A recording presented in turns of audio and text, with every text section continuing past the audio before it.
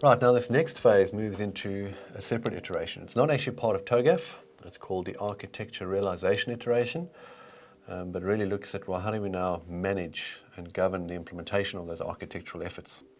So let's look at the Architecture Realization Iteration. All right, so we now move into the governance iteration, which consists of implementation governance and change management, and I'm going to take a specific focus on the implementation governance phase. Now, when it comes to governance in an organization, there's a variety of ways that you can look at it, and there's some governance models which you can explore. But just at a high level, you can almost look at governance as there's two types of governor.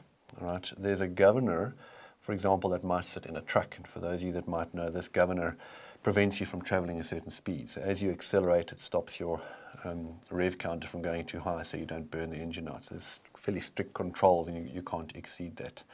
Versus there's a similar governor, which is the governor, let's say, of the state, a political governor. And that individual's job is to set up a system and the politics and the mechanisms to enable people to be productive. All right? And that's really what we're doing here. You've either got a policing approach to governance, which is slapping people on the wrist, or you've got an enabling approach to governance. So you really need to be quite clear about what's happening in your organization to decide which forms of governance you're actually going to begin to address within your organization. Now, when we take a closer look at governance, there's sort of three top-level models that we want to address. So right up at the top here, you have what's referred to as the strategic model. All right? And this is where your strategy is documented. All right?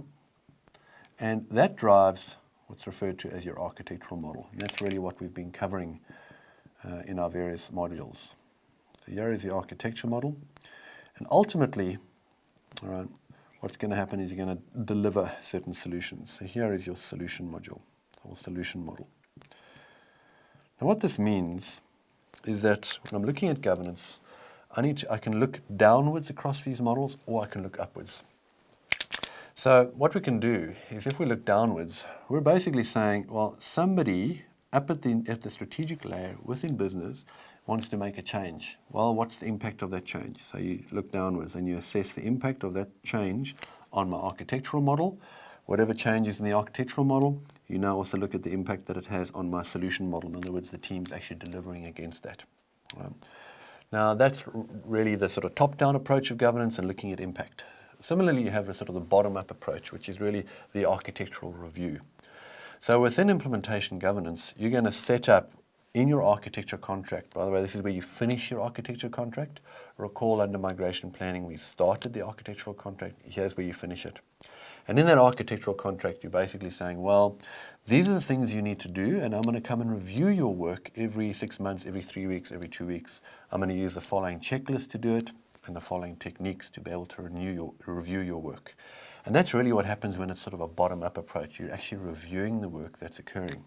So what happens is, you will go with your contract down to a solution team and you'll review the work that they're actually doing. So, okay, well, this is what I asked you to do, right? And is this what you're doing? Right? So you're kind of comparing the work at the bottom here to what was defined up at the architectural model.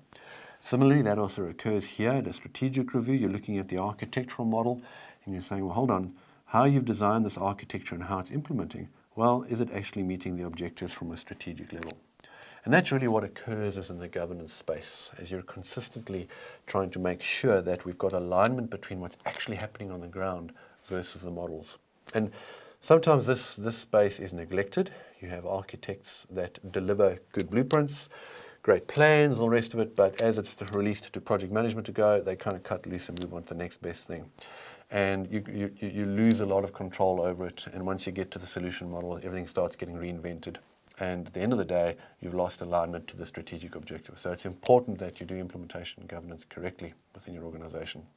Now, just to summarize, in line with our car analogy, what this basically means is that I've produced a blueprint on how to create a car, how to develop a car. In the transition phase, I've planned how to assemble that car. Have I planned to assemble in the right order? When's the engine going to be ready? When's the car actually going to be ready? Are they going to come together at the right time? So those are the aspects that take place within the architectural discipline. You're actually planning that. So you're sitting in an office somewhere and you're designing it.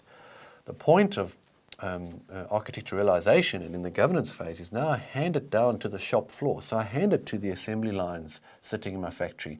And I say, this is what you need to do to create and build these cars.